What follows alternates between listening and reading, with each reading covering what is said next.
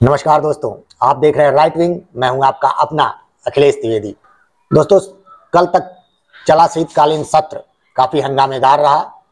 आप लोगों ने देखा भी होगा, सुना भी होगा कि 146 सांसदों का निलंबन हुआ, जिसे ऐतिहासिक निलंबन बताया जा रहा है। कहा जा रहा है ऐसा आज तक सदन में नहीं हुआ था। दोस्तों, अब हम इस निलंबन के पीछे की कहानी आपको बताएंगे। दोस्तों, ये निलंबन हुआ नहीं है, ये निलंबन खुद जानबूझकर कराया गया है। सदन को इतना मजबूर कर दिया गया कि ये निलंबन हो, उनका निलंबन हो जाए। जितने भी विपक्षी सांसद निलंबित हुए हैं, सोची समझी रणनीति के तहत खुद को निलंबित उन्होंने करवाया है। अब इसके पीछे की जरा कहानी आपको जाननी पड़ेगी। दोस्तों, मोदी सरकार अब की इस सत्र में एक बिल ला रही थी।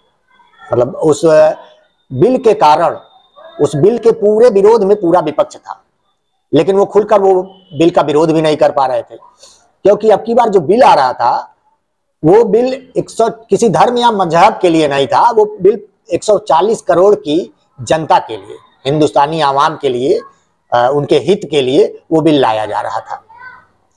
कांग्रेसी और अन्य विपक्षी पार्टियों को यही नहीं मंजूर था कि ये क्यों लाया जा रहा है, क्योंकि इस बिल के आने से जनता का हित हो जाएगा।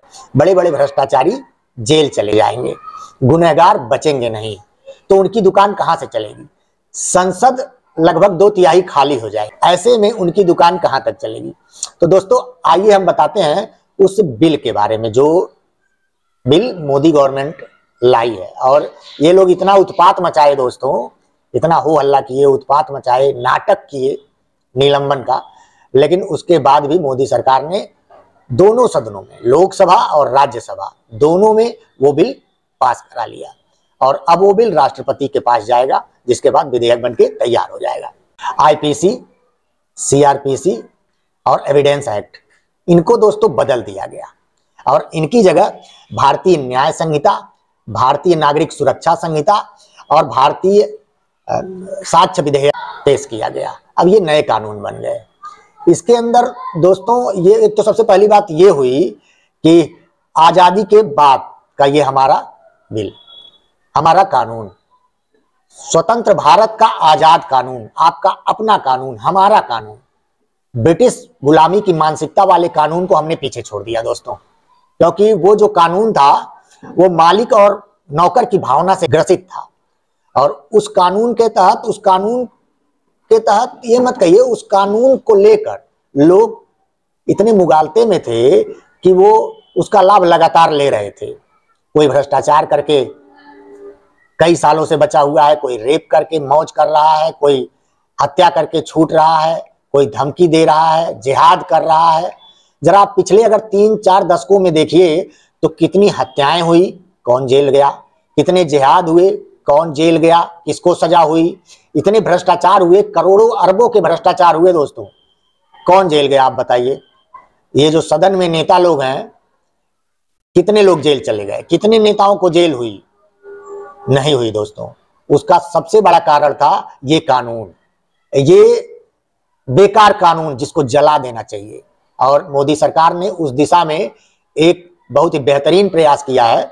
ये कानून आने से निर्दोष लोग, जो हजारों निर्दोष लोग जेल में हैं और जो सैकड़ों गुनहगार बाहर हैं, वो अब गुनहगार जो बाहर हैं वो जेल में जाएंगे और निर्दोष जो हैं उनको सजा नहीं होगी।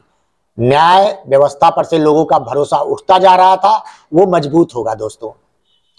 आपको याद होगा, या आप अभी भी कहीं जाते होंगे, आप किसी भी गांव देहात में चले जाइए और अगर आप पूछते हैं कि हत्या पे कौन सा धारा लगेगी, कोई भी किसी से भी पूछ लीजिए, वो तुरंत बता देता है 302। कोई धोखाधड़ी होती है या फर्जीवाड़े का मामला होता है तो लोग कहते हैं 420 ही है, ये 420 का मामला है। दोस्तों, अब ये नहीं चलेगा, अब ये सारी चीजें पुरानी हो गई हैं। तारीख पे तारीख का जमाना अब भूली बिसरी बात हो गई है। अब जल्दी न्याय मिलेगा। कोई भी वो जुर्म हो, किसी भी तरह का जुर्म हो, अब जज साहब को 3 साल में उसका न्याय देना होगा। अब लपेट नहीं पाएगा कोई, जिससे मिली भगत होती थी, चलता रहता था, पुलिस, जज, वकील सब एक दूसरे से मिलके भ्रष्टाचार में डूबे हुए थे। अब ऐसा नहीं हो पाएगा, अब आपको मजबूरन न्याय देना पड़ेगा। दोस्तों अब आपको कुछ ऐसी धाराओं के नाम बताते हैं जो बदल दिए गए, जो पहले दूसरी थी अब दूसरी हो गई। के लिए जहां पहले धारा 302 लगाई जाती थी, अब धारा 101 लगाई जाएगी। धोखाधड़ी के लिए जहां पहले धारा 420 का प्रयोग होता था, अब धारा 316 लगाई जाएगी। अपहरण के लिए जहां धारा 362 लगाया जाता था, अब धारा 135 लगाई जाएगी। बलात्कार के लिए जहां धारा 375, 376 का प्रयोग होता था, अब वहीं धारा 63 के अंतर्गत ये जुर्म आएगा। सामूहिक बलात्कार के लिए जहां धारा 376 लगाई जाती थी, अब धारा 70 में निपटाए जाएंगे। छिनैती के लिए जहां धारा 356 का प्रयोग किया जाता था, अब धारा 302 लगाई जाएगी। दहेज हत्या के लिए धारा 304 बी लगाया जाता है अब तक, वहीं अब आगे धारा 799 का प्रयोग किया जाएगा। भीड़ भाड़ और हंगामे के लिए पहले धारा 144 लगाई जाती थी, अब धारा 187 लगाई जाएगी। मानहानि के लिए जहां पहले धारा 499 और 500 का प्रयोग होता था, वहीं अब धारा 354 लगाई जाएगी। राजद्रोह कानून के लिए, जो अब राष्ट्रद्रोह कानून हो गया है, पहले 124 ए लगाई जाती थी, अब धारा 150 लगाया जाएगा। देश विरोधी गतिविधि के लिए धारा 121 ए का प्रयोग होता था, अब धारा 146 लगाई जाएगी। देश के खिलाफ कोई षड्यंत्र में अगर कोई शामिल होता है तो पहले धारा 121 लगाई जाती थी, अब धारा 145 लगाई जाएगी। आत्महत्या के लिए कोई अगर उकसाता है तो धारा 306 पहले लगाई जाती थी, अब धारा 106 के अंतर्गत उस पर कार्रवाई होगी। दोस्तों जो ये पूरा अब की बार संसद को, दोनों सदनों को बाधित करने का कार्यक्रम चला है, डिस्टर्ब करने का कार्यक्रम चला है, इसी कानून को रोकने के लिए चला है। जो ये निलंबन का पूरा प्रोपोगंडा हुआ है, ये इसी कानून को रोकने के लिए हुआ है। जरा सोचिए कि हमारे देश की माँ बहनों को न्याय नहीं मिल पाता था। कितनी माँ बहनें, बेटियां जो जिनके साथ काफी जुर्म हुआ है, जो सताई गई हैं, जिनका शोषण हुआ है, उनको न्याय मिलने में देरी होती थी, मिल ही नहीं पाता था। उनके साथ अब न्याय होगा दोस्तों। कितने मजबूर लोग जो रसूख के बल पर जिनका फायदा उठा लिया जाता था, जिनको दबा दिया जाता था, जिन निर्दोषों को ही गुनहगार बना दिया जाता था, अब ऐसे लोग खुद जेल में जाएंगे। अब किसी निर्दोष को अगर न्याय चाहिए वो उसे जल्दी मिलेगा। गुनहगारों को अपने किए गए जुर्म का खामियाजा जल्दी भुगतना पड़ेगा। दोस्तों सोचिए दोस्तों कि इस कानून को लाने के लिए, इन कानूनों को लाने के लिए मोदी सरकार पिछले 4 सालों से लगातार सक्रिय है। लेकिन विपक्ष दोस्तों, विपक्ष नहीं चाह रहा था कि ये कानून आए।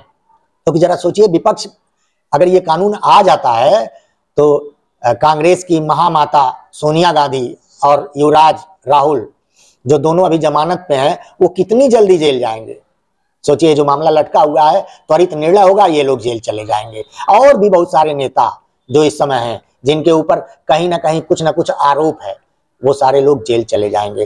तो रोकने की एक बहुत बड़ी, इस कानून को रोकने की एक बहुत बड़ी साजिश थी दोस्तों, जो कि सफल नहीं हो पाई। मोदी सरकार जो कि राष्ट्र हित में काम कर रही है, राष्ट्र हित में जिसने इतना बड़ा कदम उठाया है दोस्तों, उन्होंने बहुत ही सराहनीय काम किया है। ये प्रगति के पथ पर बढ़ता हुआ भारत है, ये आजाद भारत है। इसका अपना कानून होगा अपने लोगों के लिए। धन्यवाद दोस्तों, जय हिंद।